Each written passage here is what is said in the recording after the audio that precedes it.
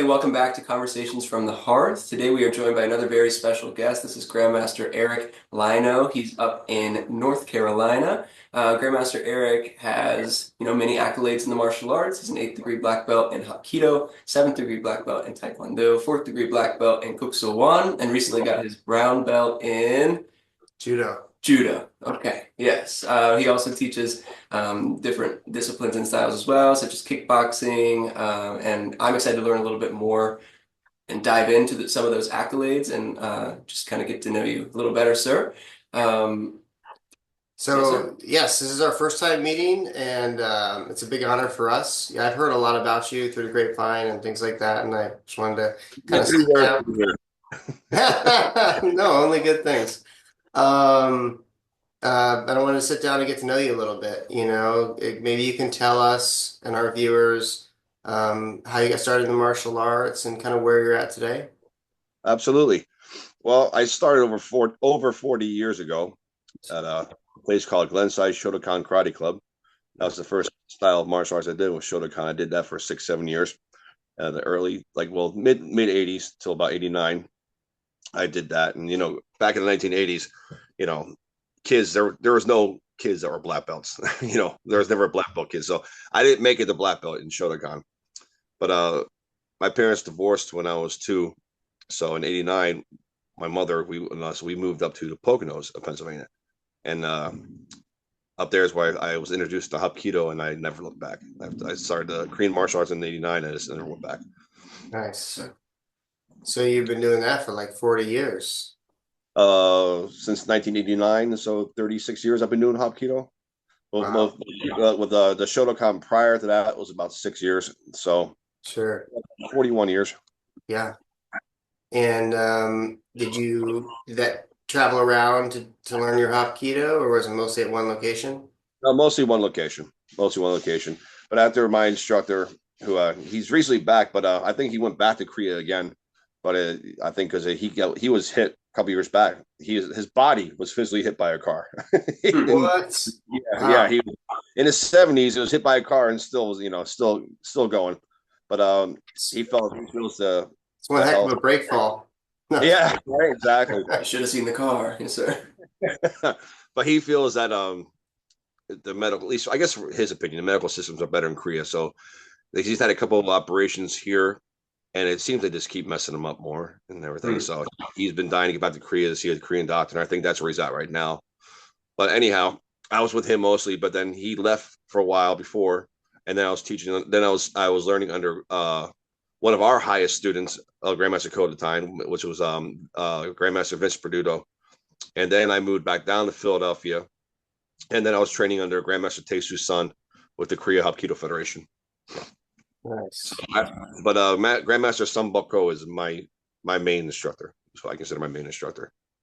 Nice. Yes, sir. Nice. So We have been working with Chung Soo Lee. I don't know if you're familiar with him.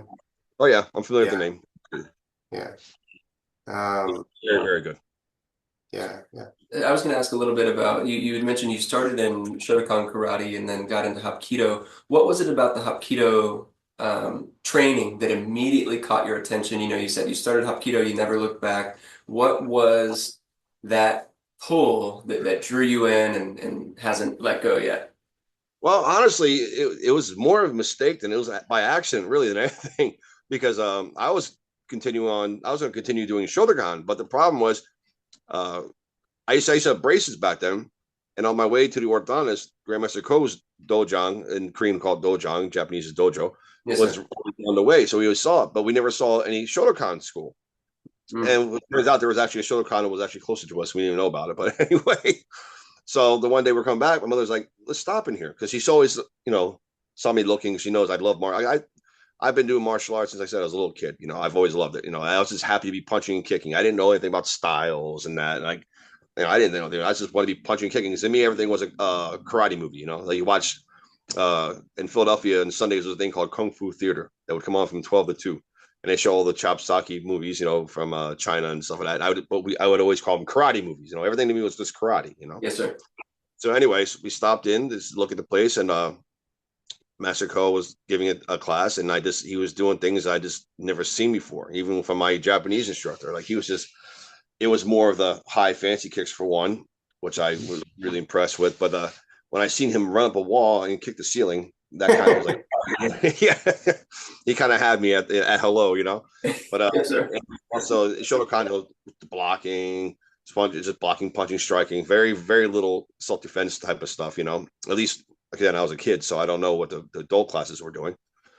But you know, we were doing self defense like the wrist lock stuff from day one, and I just really enjoyed that because honestly, I thought I was gonna be learning Aikido because Steven Seagal had just came out recently above the law at that time. Yeah. So and I loved it, and I loved that movie. Yeah. It's Hopkido, but I just assumed it was Steven Seagal stuff. So Yeah. joint locks and stuff like, oh, it must be like Aikido stuff, you know. Yeah. So it's just like I said by accident, but like this stuff that Masako would have me doing and the stuff that he did was just out of this world. So that was it. I never looked back after that. Like I didn't start Taekwondo until 1996. Gotcha. Most people do Taekwondo first, then Yeah. they I was doing Hapkido and Kuk Sool Won since '89. I did that because he also taught us Kuk Sool. So I was doing that before I even started at Taekwondo. Sure. Well, they all kind of came out of the same movement, like this sort of martial arts renaissance in Korea.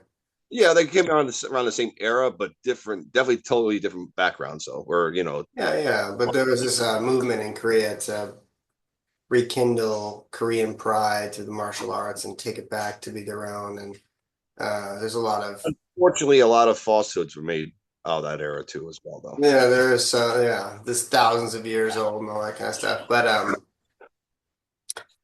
yeah, no, it's I have a lot of friends who do Hapkido and Kuk Sool Won, and I feel like there's a sort of connective tissue there. Um, Well, so what made you fall in love with Hapkido versus other disciplines that you've studied? Or do you like them all? no, Hopkido is definitely my favorite. Like I said, I studied very little Brazilian Jiu Jitsu, which is it's amazing. I just learned enough from a friend of mine who was a purple belt, he went to the Hoist Gracie Academy up there in Scranton, Pennsylvania. So Sure. I mean, I just learned a little bit from him, just for my own self defense in the street. I would never say I can teach anybody BJJ, but it's amazing. But I just liked Hopkido because of just the foundation of it with the joint locks and the mixture with the joint locks, the kicking, the striking. To me, it encompasses everything. Like we even have ground techniques in Hapkido, nothing to the degree of Brazilian Jiu Jitsu by any means. Our techniques are more you get knocked to the ground as to how to defend yourself to get back up on your feet, type of thing. Sure. Ground game. But like I said, it encompasses everything. So I just kind of Hapkido is just I fell in love with it. Yeah. No, I feel like it's a very robust art. I've been doing Hapkido for a long time too, not as long as you, but I've really enjoyed it. And one of the things that um, I use a lot, so I've also done a lot of Brazilian Jiu-Jitsu, and man, Hapkido's got some great wrist locks, and I've gotten a lot of guys with those wrist locks. Yeah. Hapkido just in general is a really robust discipline. It's got all the kicks and punches that are in Taekwondo and a lot of other ones that are kind of more self-defense oriented that are kind of unusual from a Taekwondo um, background. And it's also got a lot of the throws and like judo and stuff. And Exactly. Absolutely. Mhm. This might be just an uninformed question, but is the cane specifically a Hapkido like related weapon to train with, or is I think it that actually comes from the Japanese jiu-jitsu. And I think because Hapkido, listen, say what you want. You can have your history all you want. The truth of the matter is Cheong-sul learned Daitaro Aikijitsu from Takeda, from some Osensei Takeda. Like I can't remember how to pronounce his name. Takeda. Oh, sorry, it's Takeda. Okay, Sokoku Takeda. Okay, and Aikijitsu had cane techniques. So it came from Aikijitsu. So yes, I sir. mean, Bob, you can have, Hapkido is 2,000 years old. No, it's not. No, it's not. Maybe its roots from Daitaru, Aikijitsu, maybe you could, if you want to get technical like that, you could say it. But Hapkido itself, no, it's 1940s. Yes, sir. Mhm. I asked because from one of the Hapkido seminars that we've attended, that is one of the things that really stuck out to me. And I guess it was just that seminar, that Grandmaster using the cane. And I just remember like having my wrist in the cane and like the wrist lock with the cane. And now every time I see a cane, my wrist starts to go like bump, bump, bump, bump, bump. And I'm like, oh man, Yeah, people don't realize. Mhm. I really enjoy the cane technique. Actually, Grandmaster Steve Sexton, who's become a really close friend of mine. Oh, I Who know. I, Yeah. yeah, Okay. he moved from California here to North Carolina himself. He lives not too far from me. He even says a cane is his favorite weapon. That's practical. He's very a practical person. Like he's legend for beating heads in because as a bouncer, and he's proven that Hopkido works in the real world. And nothing fancy, doesn't anything any of the fancy stuff. He didn't use, but he's proven that Hopkido is effective. And if he says a cane is an actual good weapon, you can take that to the bank.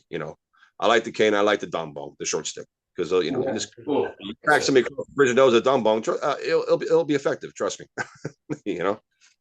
And those are weapons you could easily acquire in just a Absolutely. self-defense situation. My weapon really is it's the long bong, the Japanese called bow staff.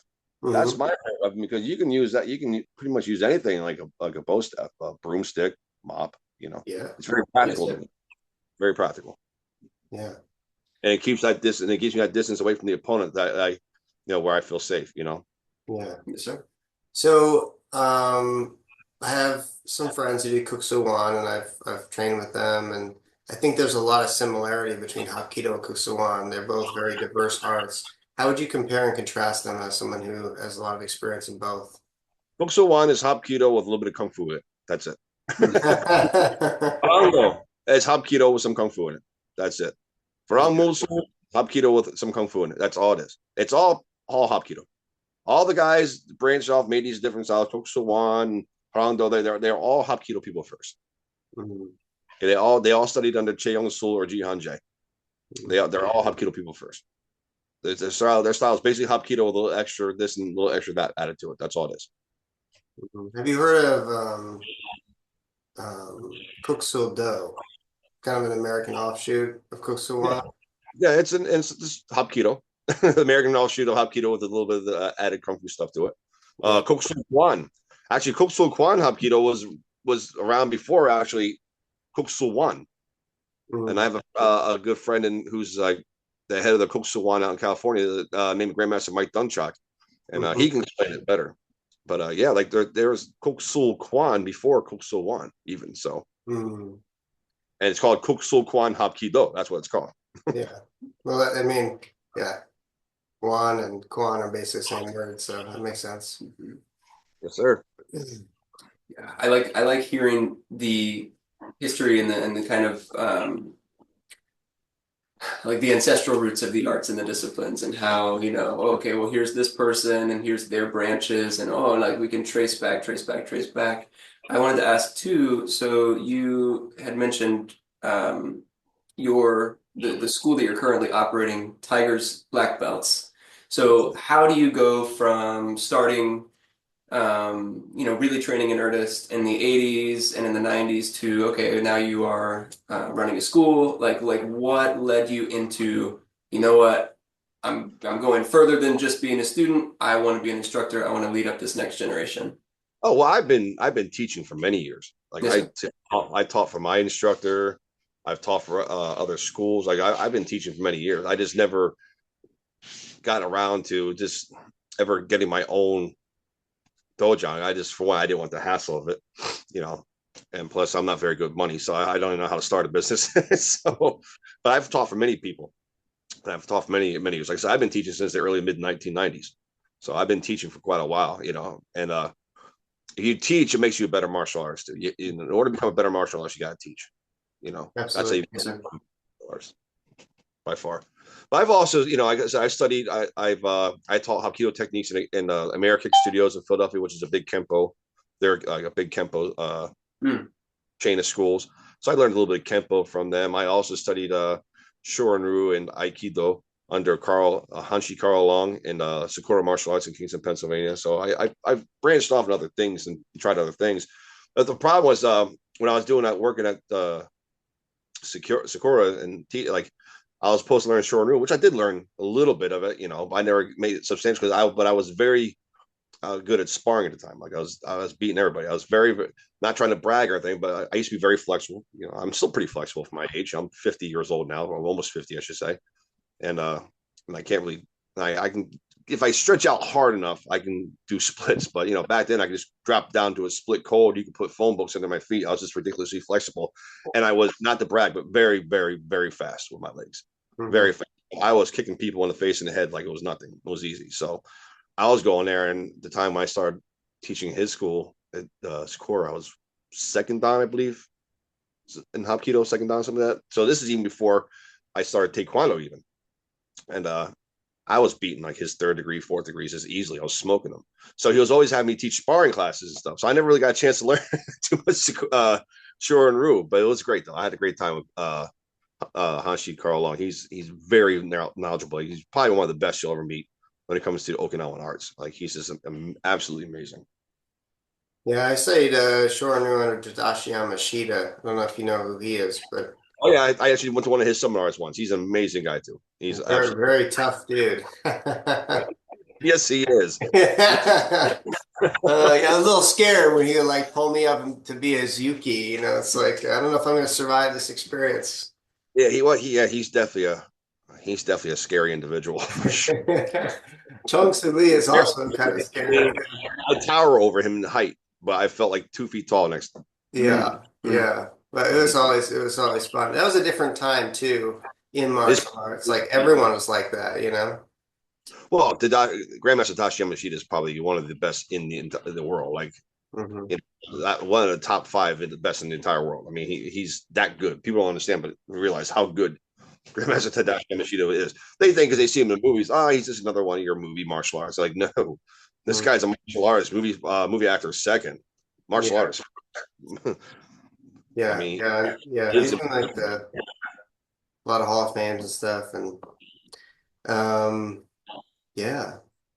So where are you headed with your martial arts journey? I just in the last few years, and I don't want to blame it on social media, but I don't think social media has helped. And I can be, like we say in Italian, a bella figura. I can make a bella figura out of myself sometimes, which like a show off, and I can be sometimes a little, not meaning to be, but I just know, I know I can be sometimes a little boisterous, a little hot-headed at times. And I just really started seeing all this infighting in the martial arts community, but in the Hapkido community, Yeah. even more so. Mm. And like I said, I sometimes my brain says shut up, but my mouth just talks anyways. Tell us about it. Yeah. Tell us about it because that makes for a great podcast. I mean, you're speaking, you're preaching to the choir here because that's kind of near and dear to my heart. I feel like we've always been at each other's throats, but it's gotten worse. And it's always like, oh, I would never fight those karate guys because if I did, I'd kill them. And the karate guys, I never fight those Taekwondo guys because if I did, I'd kill them. And it's like, hey, you guys are basically very similar disciplines. It's like, get off your high horse. Yeah. Now with, MMA and, we watch the rise of MMA and how that's all kind of come and gone. And I think now it really needs to be kind of a union of people coming together, and you don't see that. You see people are getting pushed off into the camps. They're getting more and more isolated. Well, I was talking to who's I consider my instructor now, Grandmaster Paul Holly. I was just telling him the other day, like I used to make fun of circle jerks, that expression circle jerks. But after everything's been going on lately, I see why they exist. I see why they exist because it's really hard to actually find people you can really trust and connect with. It's like, especially when you have people who have a different agenda who act like they're a friend of your face, but behind your back they're sticking it to you. Mm-hmm. Sure. Like there was somebody, like I'm not going to mention his name because there's still a little bit, not on my end. Excuse me, not on my end. Okay, I've moved on. I don't think of a guy, but the guy still thinks that him and I have a problem. I ain't got a problem. I'm doing my thing. You do what you gotta do. But he definitely believes that he should be the king all and be all of Hopkido in America. Like he believes everybody should be following him. That's just the way it is. He's obviously he's set on this. This is where his mind's at. He thinks he's that good. I don't And think you need to tell me who you're talking about. I think I know. I don't think I know who you're talking I'll about. tell you who I'm not talking about. I'm not talking about Grandmaster Ronald Christopher Garland, actually. Okay. He's not Okay. him. Okay, it's not him. Now, him, I mean, listen, you can say what you want. I know him personally. Okay, you can say what you want about him as a person, but there's no denying that man's skill. Oh That yeah. man, He came to one of the seminars we were at. Yeah, I met him. there's no denying. I mean, he's out there as a person. Yeah, I admit that, but there's no denying his skill. But he's not the one I'm talking about. But again, I'm not going to mention name. But this guy just thinks he should be, he'll say, no, I don't. But it is. I'm not the only one that sees it. Everybody sees it, Mm-hmm.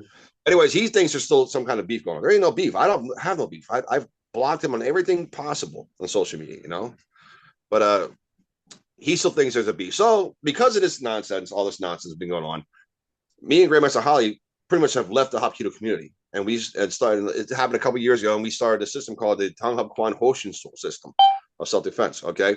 Which is American, it's an American-made system. We only use the Korean title because most of our base martial arts techniques come from the Korean martial arts. That's just our way of a little bit of respect. But other than that, this system is an American born and raised and bred self-defense system / martial arts system, we want to call it, okay?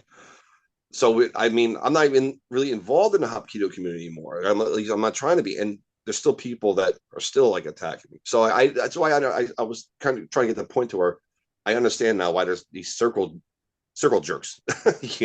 I get why they have them. It's just because people, and the guy I'm talking about, I'm not going to mention his name.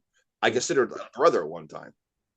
We were very close at one time. Then to come to find out, he was never my friend. He was just trying to butter me up to follow him. That's all it was, Unfortunately, Yeah, that's always hard. And martial arts is the kind of thing you can do your whole life. And so you have these very long-term relationships with people, and you get to see the good and the bad. And I think that's why it's important to remember everyone's human, and people make mistakes, and sometimes I say stupid things, sometimes the other guy says something stupid, and you need to be able to come back together and mend fences. That's I think one of the most important things is being able to go back and fix an old relationship. I think it's kind of the mark of a great friend, is someone who's able to do that. But it's hard. It's really hard sometimes, and especially if it turns into like a mob mentality kind of thing, then it can be challenging. Yes, absolutely. And I one thing I can say about myself is I have no problem admitting when I'm wrong. I don't have an ego like that. I'll admit when I'm wrong. I'll be the first one to say it, and I'll be the first one to apologize. I have no problem with that. And I'm sure I'm guilty to a few things between this feud that had turned out, by my words, by some of the things I've said to him. But I didn't. But I didn't start it. Bottom line, I didn't start. And we had a falling out before, and we made amends. Now this happened a second time. It's like first time, shame on you. Second time, shame on me. There's not gonna be a third time where I got to punch myself in the face. I'm sorry. There's not gonna be a third time, because then it's double shame on me, and then I got to punch myself. I want to do that. So tell us where your Tonghap Kuan is going. Like, what is your vision for that? It's going pretty good right now. I mean, the Taekwondo Kuan Hopkido Association, which is was formed by Grandmaster Paul Holly. He turned that over to Grandmaster Brian Ayot. Ayat, maybe that's how you pronounce his last name. I don't know how to pronounce it, but he's running that. But our Tanghab Kuan Hoshin Soul, I mean, we got now about 5 instructors under us. We got a couple schools, so we're pushing it. We're trying to push it. But the Tanghab Kuan Hopkido group, they're really doing good. They got like 12 schools, 15 schools under them. They got a lot of this. Yeah, they're doing like Grandmaster Ayat is really doing an amazing job. Amazing. How is your curriculum differ from the Hapkido you did before and all that? Well, the Hoshin Soul, like I said, it's a conceptual martial art. self-defense system. We have our base curriculum, we have our set techniques, but it's not like wrist lock number 1 or wrist lock number 2, something like that.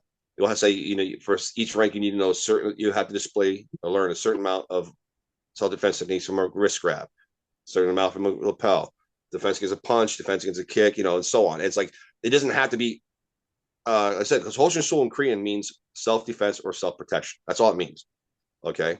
So it doesn't have to be the actual techniques from traditional Hapkido. It can be from Kuk Sool Won. It can be from Taekwondo, as long as it's legitimate self-defense. Not like, a lot of other schools would say this is their self-defense and they do, sparring techniques, techniques you use in sparring, it's like, that's not self-defense, that's sparring techniques, I mean, it has to be legitimate self-defense, and then of course there's some techniques I'm developing myself, but I'm not going to really make them public until I've pressure test them and I know they're effective, because I'm not going to, because and by pressure testing, I mean, my one student actually put out a really good post, and I agree with.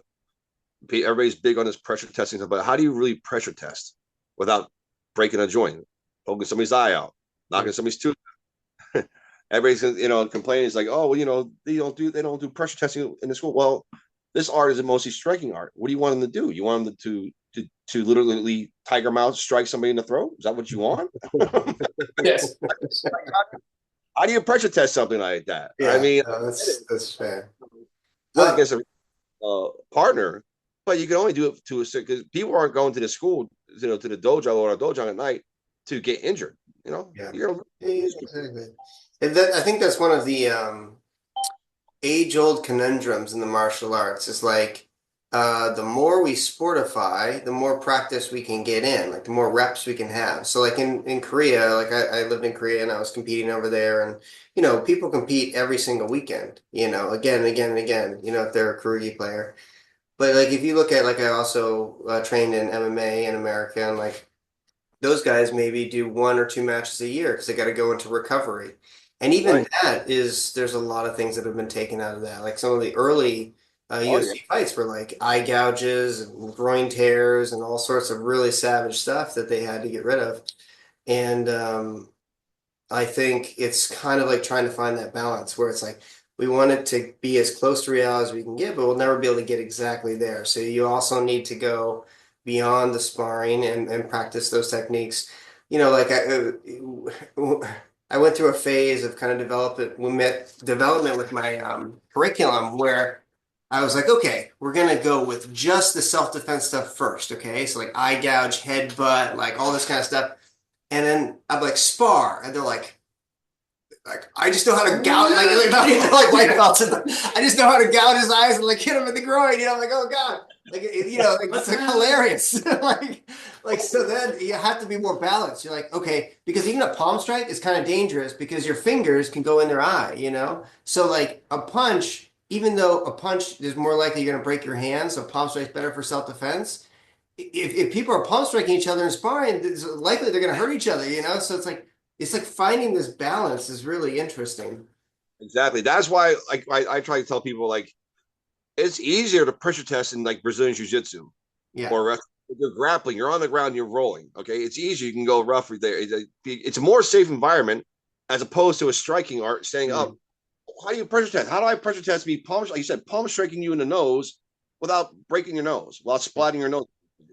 How do I pressure kicking you in the groin without turning also a hill child? I mean, come on now. It's like you gotta think before you speak. That's the problem. Two people are like, oh, you don't pressure test. Okay, come to our school. Let me punch you in the mouth and see if you're not going to sue me. Yes, sir. Yes, sir. Yes, sir. You're going to want to come back. Yeah. You lose all your students, and you'll get sued in the process. Mm-hmm. Oh, make a waiver. That waiver ain't going to protect you in court. Trust me, it ain't going to protect you in court. It's good to have them cited, but when it comes down to it, it ain't going to protect you. I was gonna jump in and say, when you're working with the newer students, and especially like the younger students, maybe like 10 to 12 years old, they've got that eye, and they look at you and they're like, what's really going on here? Like there's a certain age where they're like, yes, like let it all hit me, like I am yours, tell me what to do and I will accept. But there's another age where they start looking at you like, wait a minute. Mm-hmm. I got some questions here, and it's exactly what you're saying, like my little brother, for example, he's 7 years old and he'll just ask me questions. He's like, so what if I do this? What if I do this? And, like we're working a lot on control right now for the exact reason that you're saying is he's like, well, I want to hit fast, but I feel like if I hit fast, I also have to hit hard. And so we're talking like, okay, let's talk about the distinction between those two things. And, we'll practice, quickly, making surface level contact versus driving through. And it's just so fun. But when you see a technique that goes through the target, whether it's the paddle, whether it's the bag, whatever it is, I joke to the students all the time, well, I wouldn't want to get hit with that. You know what I mean? Like that's the pressure test that I need. Like I see the bag like fly to the ground, and I say, okay, if my body was there, ow, Yeah. that would do it. That would do it. See, I agree 100% there. That to me is, I believe, the pressure testing we should do. Because if you constantly have your students control, I don't care what he tells you, you're going to react on the street how you train in the dojo, on the dojo. Now, if you're constantly pulling, they're going to do that. And they're going to want to tap into somebody in the face that's trying to attack them. They're going to be, what? You just tap my nose? And they're going to just, clobber them. Okay. Have them go all out on the heavy bags, on the bags more, on boards or whatever, something where they can really hit hard. Okay. Make that become a habit. Obviously, they can't do it to each other. You can't. You can't have them go hard on each other unless you have a kickboxing gym. You get in the ring and stuff. Okay, but then again, that's another that's the thing with rules. Has rule sets. You know what I mean? Yes. So it's not going to be the same thing for self defense. Now, no wrong. On the street, a good right cross is better than any wrist lock, as far as I'm concerned. But it's still like in a regular like striking art, pressure testing. I mean, have them hit the bags. They don't have to hit each other. Have them hit the bags hard every day. Then they get look at each other to work on control. Because I always tell people, a control fighter is a very dangerous fighter. If I get like Bill Wallace can take his foot and comb your hair with his foot, imagine what he can do with that leg when he wants to hurt you. Yes, sir.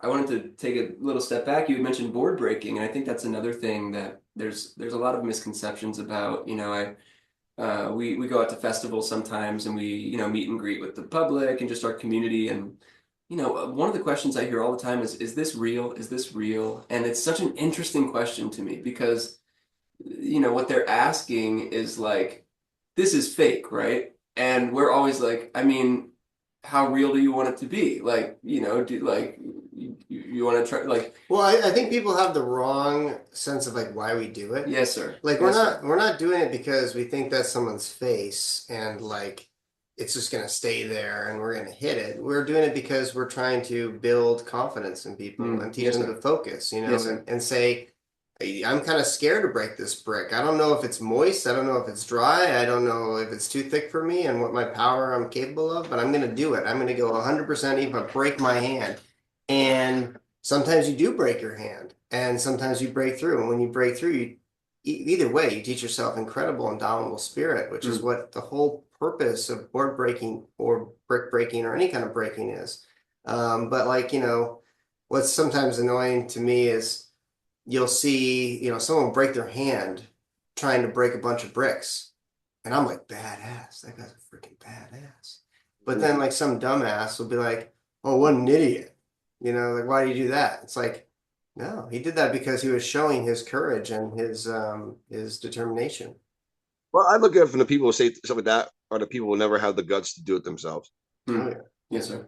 They're very, like the keyboard warriors. They're very good. Like, I can't tell you how many. I used to get hot-headed when I used to get challenged online. I was always like, oh, you want to go? Then, meet me here, meet me there. I used to now just like, because 99.999.99% of the time, somebody challenges you, they're never going to show up. It's never going to happen. They're just, I think at this point now, it's just a troll at this point. I think they're just trolling. I don't think they have any, they don't want to fight. They have no intentions of fighting. They just, which I don't want to fight either. That's the last thing I want to do. Okay, but they're never going to show up. And it's a waste of energy anyway. It's just negative energy. But these are the people that will talk bad about you no matter what you do. I just put a post out recently, said no matter what martial art technique you display, there will be someone to say it won't work. Just ignore them.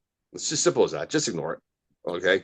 Because no matter what, like I can Because Grandmaster Holly has a very good point. He says, if there was one martial art that was the be all end all of all martial arts, is better than anything else, wouldn't we all be studying that martial art? Why would it be all these other diverse martial arts? Why would we study all these other diverse martial arts if there's one style over here is better than all of them, right? You want to learn what's going to be the most effective, right? So I just learned to just ignore that stuff. I try to ignore it now, but you're always going to have somebody who's going to be negative and say, "Oh, what an idiot," or "What the boards don't hit back." Okay, Bruce Lee, we got it. Just that kind of stuff. You got to try to let's brush off your shoulder. There's that one comment, this comic that has been going viral on Facebook, and it's like a bunch of boards getting out of like I think it's like a UFO or something, and the boards like attacking Earth, and it's like, oh no. Have you seen that one? I have not, but I like the concept Oh, of where I you're gotta going find here. it, and maybe I'll post it in the link. I can't remember how it exactly goes, but it basically creates the picture that I was describing before, where it's like the board is attacking you, and that's why we have to learn how to fight it. It's like it's not exactly what's happening here. Yes, sir. Yes, sir. So Or brick breaking, that's good for focusing and stuff like that. I'm not a huge person into breaking. I do it, with the students, because it's part of the curriculum and stuff like that. But plus the kids love it. Kids love breaking. Oh, yes, sir. I mean, they have a lot easier than we did when we were kids. So we didn't have these little thin boards. yeah. No, my instructors, we had to get the thick boards like that, that thick, and we actually had to go to lumberyard and get the boards done ourselves and bring the tests and all that. Like, they weren't supplied to us or anything like that. But it's good. It builds confidence. Kids love it. It's fun to do. It is fun to break things with your hands. It makes you feel good about yourself. But I'm not really huge into it. That's Everyone's got their things. yeah. It's not like the huge part of our curriculum either, but it's something that we do that, at evaluation and things like that and demonstrations, it's cool. Absolutely. So sounds like you've got an exciting future ahead of you with your Tong Hap Kuan, and we're wishing you the best of luck with that. We'd love to have you come back on and talk about another topic in particular. I'm sure there's a lot of things that a lot of thoughts you have on the martial arts. Is there anything you want to, discuss before we let you go today? I mean, we've really enjoyed sitting down and getting to know you a little bit, and sure our students have. Sorry, I feel bad. I should have prepared better for this, But this last couple of weeks at work, I've been straight working over 20 days straight. So I just kind of like my head's a little bit. No, I totally understand. Yeah. Last night was my first day off in like almost 30 days. So I got some good sleep, and I had to get up and teach this morning and stuff, and I'm just still a little tired. So I didn't prepare better. I should have prepared better, which is my fault, which I do apologize for. But I mean, I'll do this again, and I'd be much more other stuff. Absolutely. Yeah. Well, it's been a big honor, and it's been cool to get to know you a little bit more, and we'll have to have you back on, another time and keep talking. If you enjoyed that podcast, please consider liking and subscribing to our YouTube channel, as well as hitting the notification bell. We offer in-person, group, and private lessons at our facility in Kyle, Texas, as well as virtual lessons anywhere in the world. If you'd like to learn more about our programs, you can find us online at risingphoenixtkd.com.